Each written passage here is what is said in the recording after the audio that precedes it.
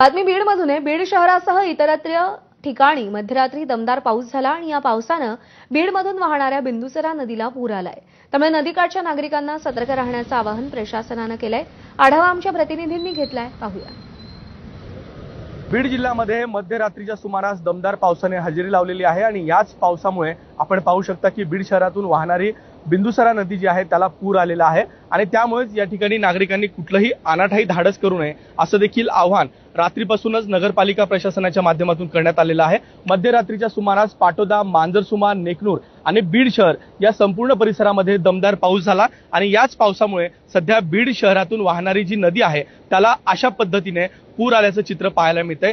याच नदीकाठच्या गावामध्ये जी काही नागरिक असतील त्याबरोबरच बीड शहरातील नागरिक असतील त्यांनी सतर्कता बाळगावी असं आवाहन जे आहे ते पालिका प्रशासनाच्या माध्यमातून करण्यात आलेलं आहे आणि सध्या मे महिन्यामध्येच बीड शहरामध्ये अशी परिस्थिती जी आहे ती पाहायला मिळते। याबरोबरच पाहिलं तर बीड शहराला ज्या धरणातून पाणी पुरवठा होतो ते बीड शहरातील बिंदुसरा धरण जे आहे ते देखील पूर्ण क्षमतेने रात्रीतून भरलेलं आहे। त्यामुळेच बीडकरांचा पाणी प्रश्न जो आहे तो देखील आता मिटल्याचं पाहायला मिळते आणि मे महिन्यातील ही दृश्य जी आहेत ती निश्चितच समाधानकारक अशी म्हणावी लागेल। कॅमेरामन प्रमोद जोशीसह मी विकास माने, एबीपी माझा, बीड। आणि या बातमीसह बुलेटिनमध्ये वेळ झाली।